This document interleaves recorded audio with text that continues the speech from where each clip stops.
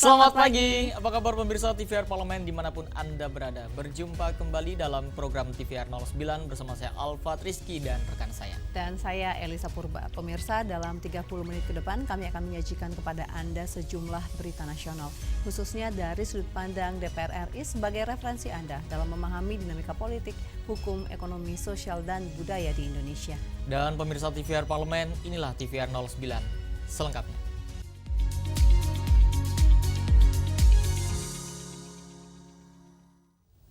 Pemirsa, Wakil Ketua Komisi 7 DPR RI Husnunia Halim mengkritik keras kinerja Badan Standarisasi Nasional dalam melindungi produk dalam negeri terkait rendahnya angka ekspor produk berstandar SNI dan lemahnya pengawasan yang mengakibatkan banjirnya barang impor ilegal di pasar domestik.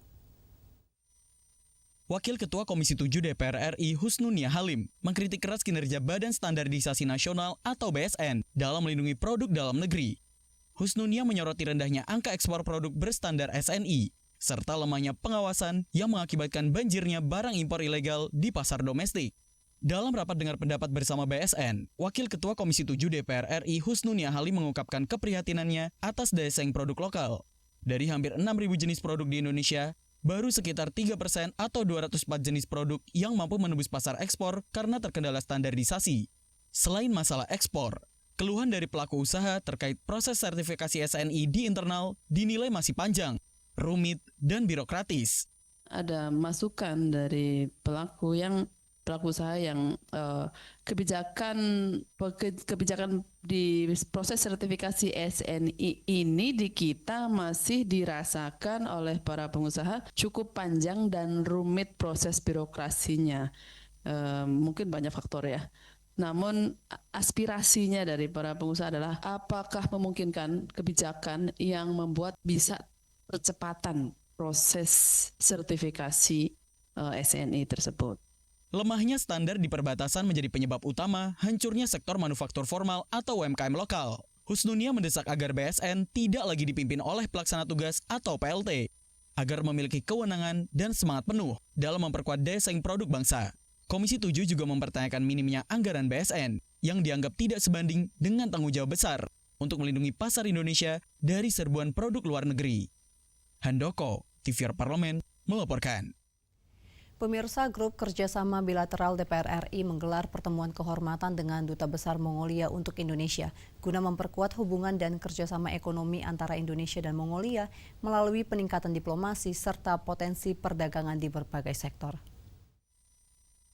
Dalam rangka memperkuat hubungan bilateral Indonesia dan Mongolia, Grup Kerjasama Bilateral atau GKSB DPR RI menggelar pertemuan kehormatan dengan Duta Besar Mongolia untuk Indonesia, Ehtaf-Van Dasyam, membahas berbagai peluang untuk memperkuat hubungan dan kerjasama ekonomi antara Indonesia dan Mongolia melalui peningkatan diplomasi serta potensi perdagangan di berbagai sektor. Ketua GKSB DPR RI Parlemen Mongolia, Muhammad Hilman Mufidi menyampaikan, kerjasama tersebut mencakup sektor ekonomi, kultural, serta penguatan hubungan diplomatik antara kedua negara. Hilman menjelaskan, salah satu potensi yang dapat dikembangkan yaitu kerjasama perdagangan melalui peningkatan ekspor dan impor antara Indonesia dan Mongolia.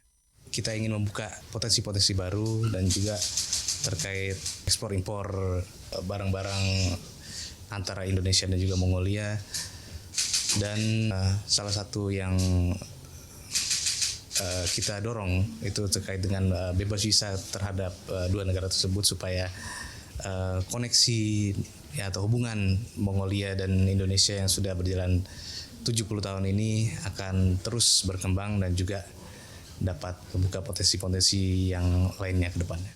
Selain itu, Hilman juga mendorong kemudahan akses perjalanan melalui wacana bebas visa bagi warga kedua negara untuk memperkuat konektivitas antara Indonesia dan Mongolia.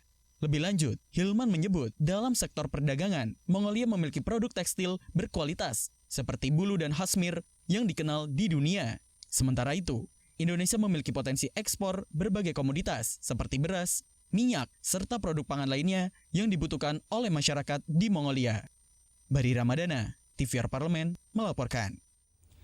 Pemirsa, maraknya sejumlah pelanggaran hukum yang dilakukan oleh personel kepolisian akhir-akhir ini, DPR RI mendorong evaluasi internal dan sistem penempatan personel yang lebih ketat untuk memperkuat profesionalitas serta integritas di tubuh kepolisian. Dan informasi selengkapnya kami hadirkan usai jeda, tetaplah di TVR 09.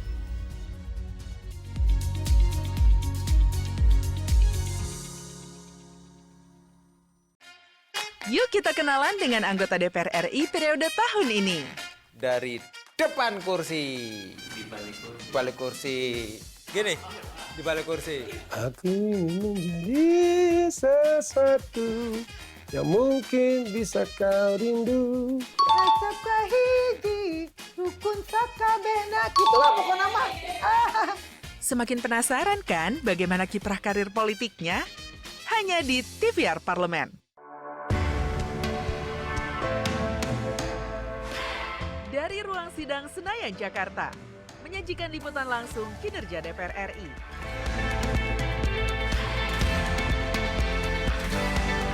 Dialog mendalam, investigasi, dan profil wakil rakyat. TVR Parlemen kini hadir 24 jam.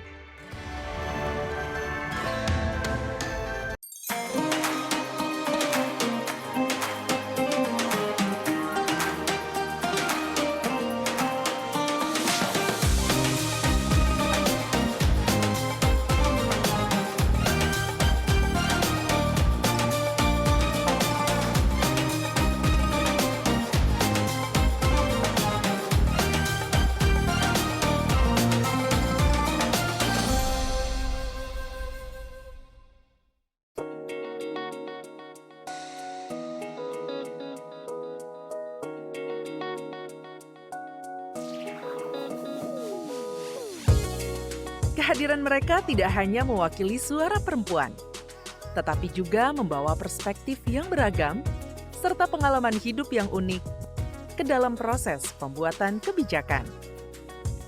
Saksikan Perempuan Parlemen hanya di TVR Parlemen.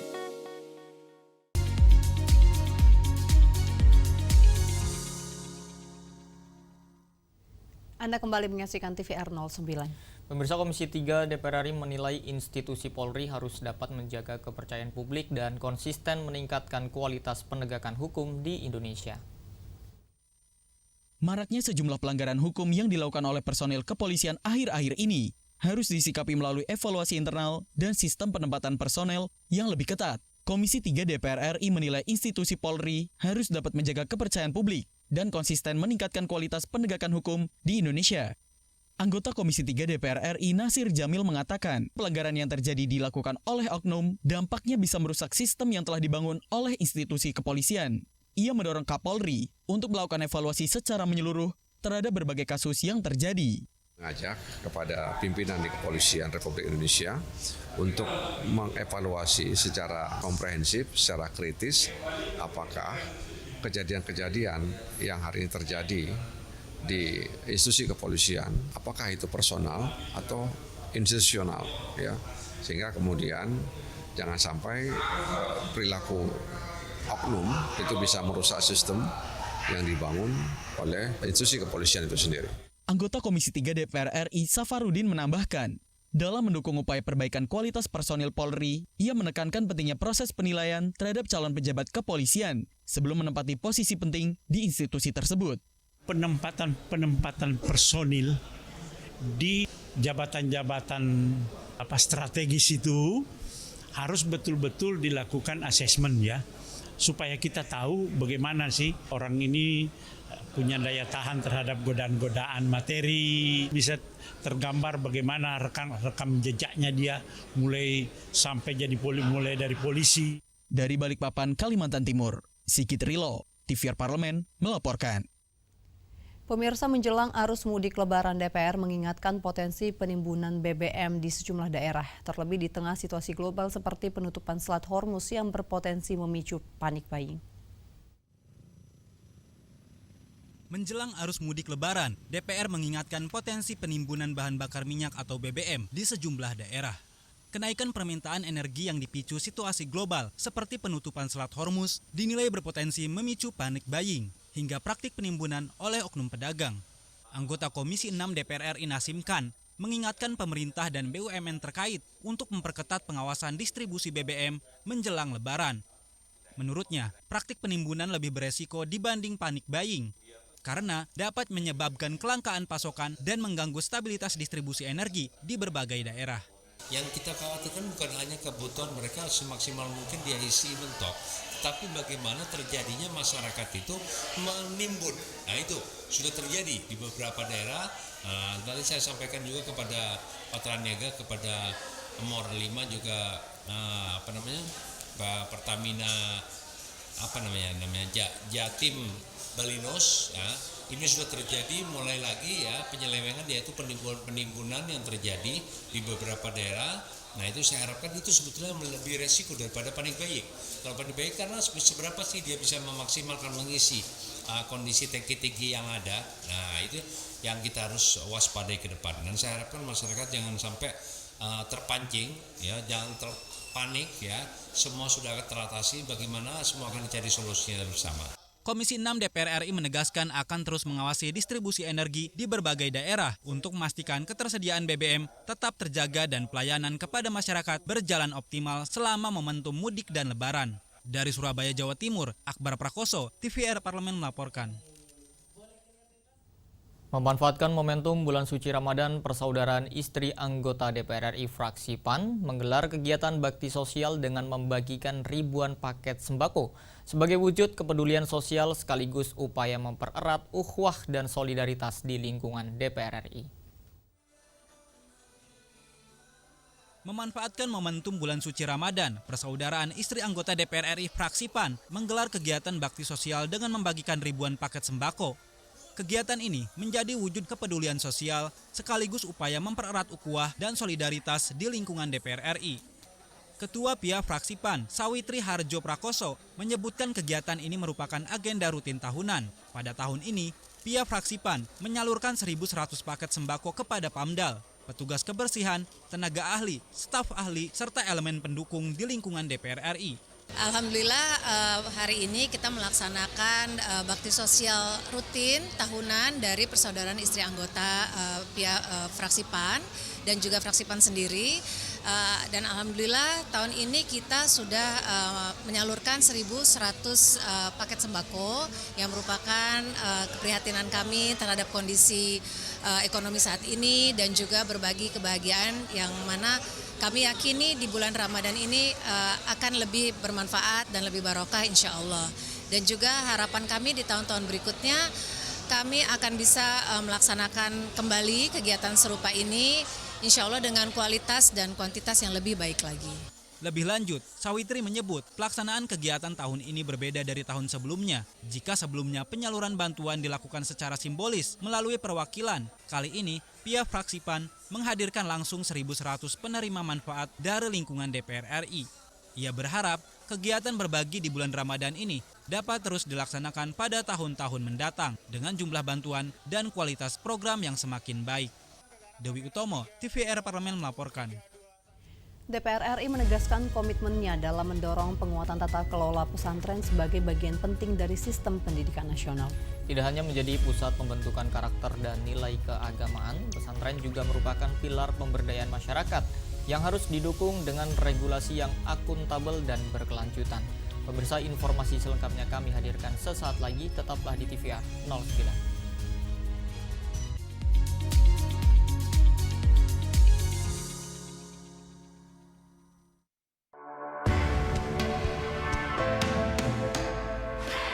Dari Ruang Sidang Senayan, Jakarta, menyajikan liputan langsung kinerja DPR RI.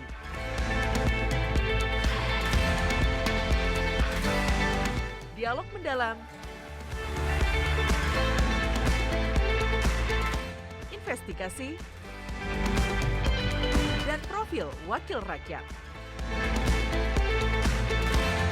TVR Parlemen kini hadir 24 jam. Yuk kita kenalan dengan anggota DPR RI periode tahun ini. Dari depan kursi. Di balik kursi. Gini, di balik kursi. Aku ingin menjadi sesuatu yang mungkin bisa kau rindu. Acap kahiji, rukun sakabena, gitulah pokok nama. Semakin penasaran kan bagaimana kiprah karir politiknya? Hanya di TVR Parlemen. Assalamualaikum warahmatullahi wabarakatuh. Ramadan adalah waktu untuk membersihkan jiwa, memperkuat iman, serta menumbuhkan kepedulian dan persaudaraan. Semoga setiap ibadah yang kita jalani menjadi jalan menuju pribadi yang lebih sabar, lebih peduli, dan lebih bertakwa. Wassalamualaikum warahmatullahi wabarakatuh.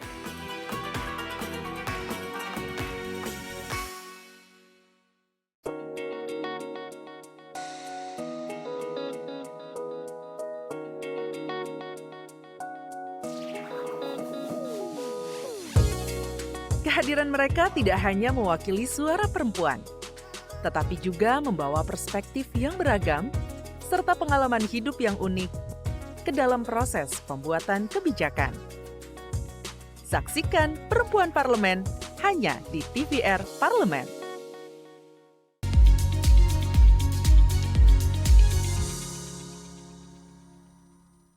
Pemirsa, di samping penguatan tata kelola pesantren, DPR RI juga memandang peningkatan kesejahteraan guru madrasah sebagai langkah strategis dalam memastikan kualitas pendidikan yang merata dan berdaya saing. Tata kelola yang kuat dan dukungan nyata bagi para pendidik menjadi wujud dari kehadiran negara dalam memperkokoh fondasi pendidikan keagamaan demi masa depan generasi bangsa. Dan pemirsa, simak liputan mendalam yang telah dikemas oleh tim redaksi TVR Parlemen dalam segmen editorial Parlemen berikut ini.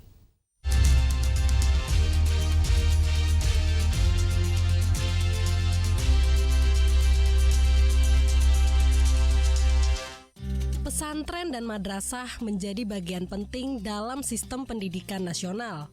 Lembaga ini berperan dalam membentuk karakter dan moral generasi muda. Namun demikian, pengelolaannya masih menghadapi tantangan, mulai dari keterbatasan anggaran, status kelembagaan, hingga sarana dan sumber daya manusia. Di Kabupaten Majalengka, terdapat sekitar 140 pondok pesantren yang memerlukan dukungan berkelanjutan. Kondisi tersebut menegaskan pentingnya penguatan tata kelola pendidikan keagamaan secara komprehensif dan terstruktur. Dalam kunjungan kerja ke pesantren Al-Mizan Majalengka, Komisi 8 DPR RI menegaskan komitmennya untuk mendorong peningkatan dukungan negara terhadap pesantren dan madrasah. Anggota Komisi 8 DPR RI Maman Imanul Haq menyampaikan, pesantren kini memperoleh perhatian serius dari pemerintah, termasuk melalui pemetaan berbasis data dan sistem klaster. Menurutnya, validitas dan akurasi data menjadi faktor kunci dalam memastikan penyaluran bantuan yang tepat sasaran, baik dalam bentuk dukungan anggaran, pendampingan manajemen, maupun perbaikan infrastruktur. Selain aspek tata kelola kelembagaan dan infrastruktur, perhatian juga perlu diarahkan pada peningkatan kualitas sumber daya manusia, khususnya guru madrasah. Pesantren mendapat perhatian serius dari Pak Prabowo. Mulai kita membuat semacam klaster, mana pesantren yang di atas 5.000, mana yang 2.000, mana yang 1.000, mana yang 500, lalu umurnya. Nah dari sana kita akan mendapatkan mana pesantren yang mendapatkan bantuan, tapi ada pesantren yang hanya mendapatkan pendampingan. Salah satunya adalah pendampingan pembangunan struktur bangunan. Teman-teman PUPera telah turun, lalu juga beberapa kementerian telah turun. Saya yakin akan ada perbaikan ke depan, dan di Komisi 8 data pesantren menjadi kata kunci untuk mereka mendapatkan akses dari pemerintah. Dirjen Pesantren akan segera diresmikan. Perkumpulan Guru Madrasah Indonesia menyampaikan aspirasi agar guru madrasah swasta diangkat menjadi P3K.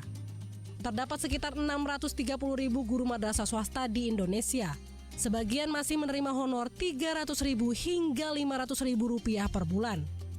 Kondisi tersebut dinilai menimbulkan kesenjangan kesejahteraan. Wakil Ketua Komisi 8 DPR RI Ansori Siregar menegaskan, peningkatan mutu pendidikan harus dimulai dengan peningkatan kesejahteraan guru. Bagaimana kita Komisi 8 DPR RI memberikan masukan nanti kepada pemerintah, lebih khusus kepada Kementerian Agama, untuk mengangkat guru-guru honorer swasta madrasah yang menjadi P3K. tanggal 11 Februari 2026, guru-guru madrasah ini berapa ribuan orang sudah demo di depan kantor DPR RI Senayan, dan perwakilan mereka sudah diterima oleh pimpinan DPR dan pimpinan Komisi 8 DPR RI. Komisi 8 DPR RI berkomitmen terus mengawal aspirasi tersebut melalui komunikasi dan koordinasi dengan Kementerian Agama serta Kementerian Keuangan. Langkah ini memerlukan kajian menyeluruh, mengingat implikasi anggaran yang signifikan dan kebutuhan penyesuaian regulasi. Sejalan dengan itu, anggota Komisi 8 DPR RI Ina Amania menekankan pentingnya dasar hukum yang kuat dalam proses pengangkatan guru honorer menjadi P3K agar kebijakan yang diambil memiliki legitimasi dan keberlanjutan. Kita semua yang ada di Komisi 8 ingin memperjuangkan berdasarkan undang-undang, karena tanpa undang-undang P3K atau ASN dari madrasah itu tidak mungkin akan terjadi, karena sesuai dengan undang-undang Kemendiknas yang mempunyai hak untuk itu gitu. Oleh sebab itu tadi suasana kebatinan para guru-guru madrasah perlu kita perjuangkan. Sebagai bagian dari sistem pendidikan nasional, pesantren dan madrasah memerlukan dukungan kebijakan yang konsisten dan berkelanjutan. Dengan tata kelola yang semakin tertata dan perhatian terhadap kesejahteraan guru yang semakin diperkuat, diharapkan pendidikan keagamaan dapat terus berkontribusi dalam membangun sumber daya manusia Indonesia yang berkarakter, berintegritas, dan berdaya saing. Dari Kabupaten Majalengka, Jawa Barat, Hilman Hidayat, TVR Parlemen melaporkan.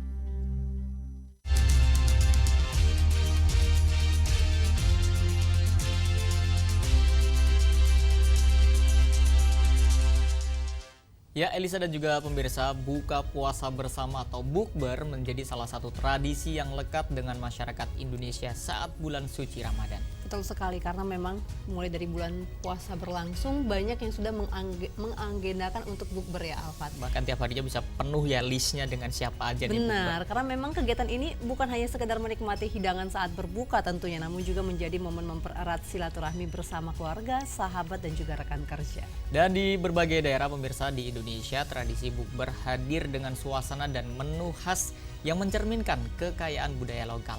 Dan tentunya informasinya akan kami hadirkan sesaat lagi, tetaplah di TVR 09.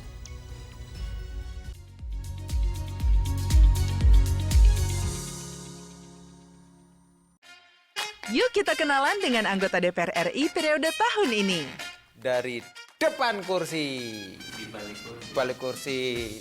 Gini, di balik kursi. Aku ingin menjadi sesuatu yang mungkin bisa kau rindu. Acap kahiji, rukun sakabena. Gitulah pokoknya mah. Semakin penasaran kan bagaimana kiprah karir politiknya? Hanya di TVR Parlemen.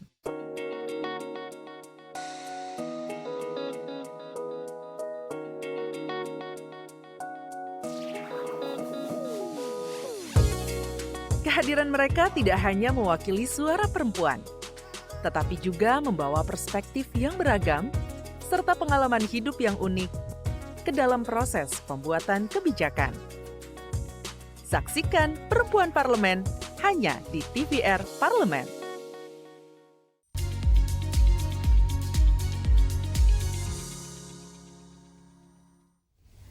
Pemirsa dan juga Alfa, tentu kita sepakat ya bahwa melalui tradisi bukber masyarakat dapat berkumpul dan juga berbagi kebahagiaan di tengah suasana Ramadan yang penuh kehangatan. Karena memang Elisa, momen ini nih menjadi pengingat bahwa Ramadan ini bukan hanya tentang ibadah personal, namun juga tentang memperkuat kebersamaan dan tentunya kepedulian sosial. Nah, kita mau menyaksikan ini terkait dengan buka bersama, kebersamaan yang menguatkan dalam segmen Intips, informasi dan tips untuk Anda.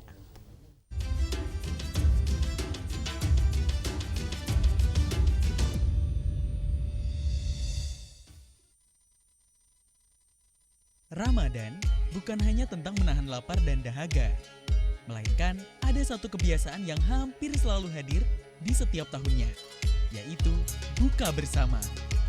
Di tengah padatnya aktivitas, undangan bukber datang bergantian. Dari teman sekolah, rekan kerja, komunitas, hingga keluarga besar. Buka bersama atau yang lebih akrab disebut bukber bukan sekedar kegiatan makan setelah azan maghrib saja. Tetapi ada cerita, tawa, dan momen yang mempererat hubungan.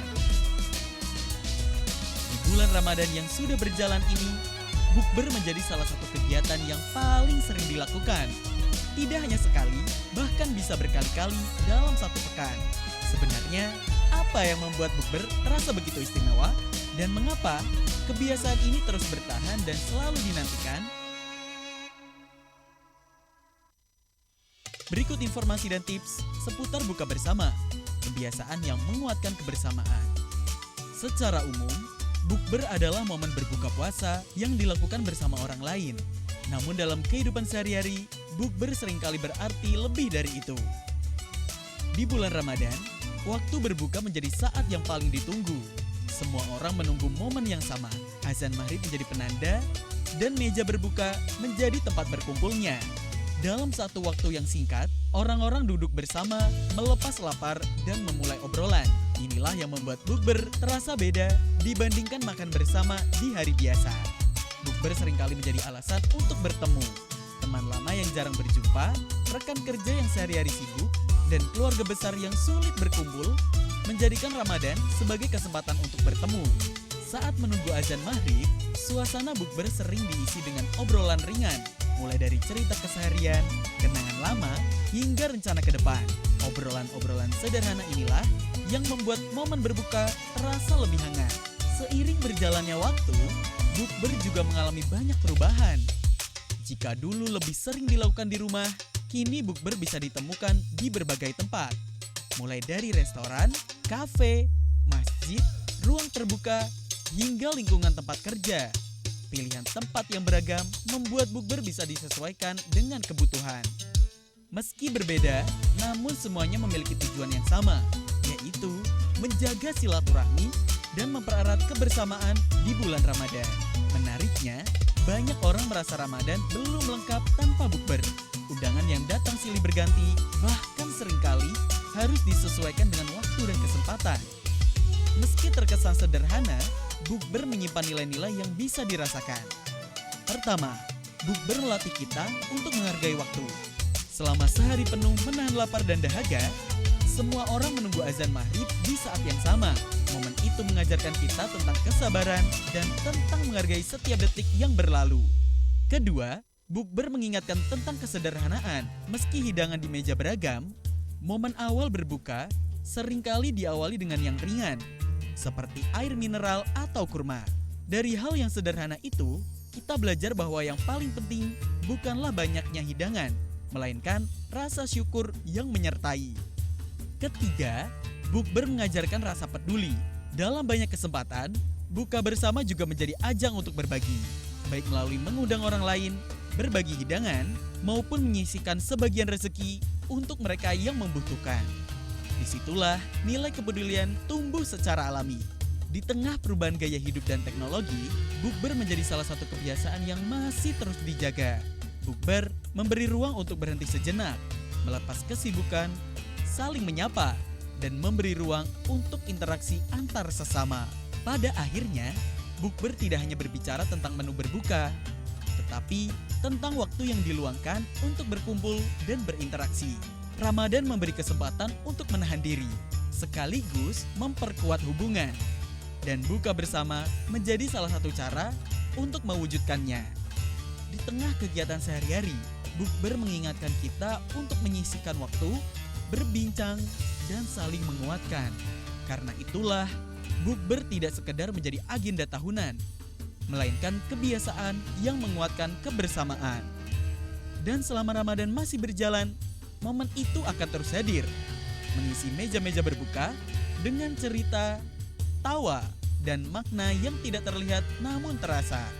Semoga informasi ini bisa menjadi teman untuk menemani aktivitas Anda di pagi hari dalam menjalani ibadah puasa. Sampai jumpa di tayangan Intip selanjutnya.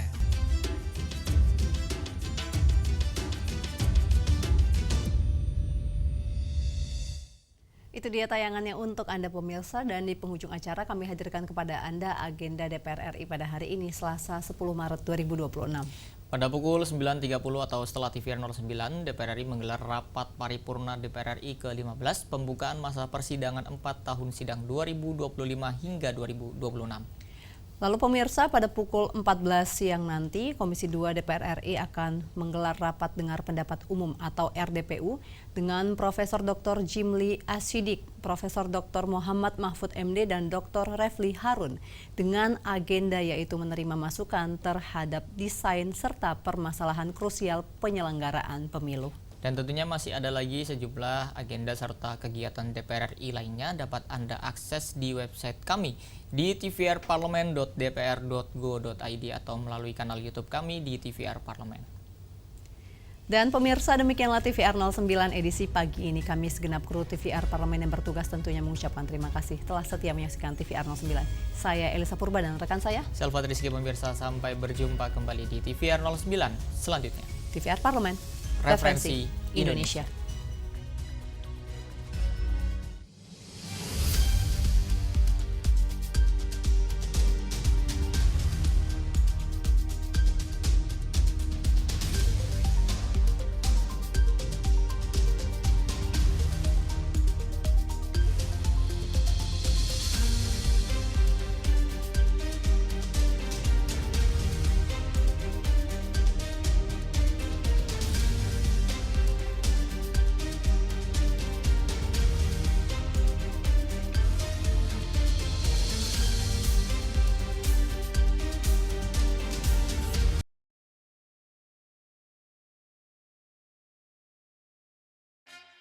Yuk kita kenalan dengan anggota DPR RI periode tahun ini.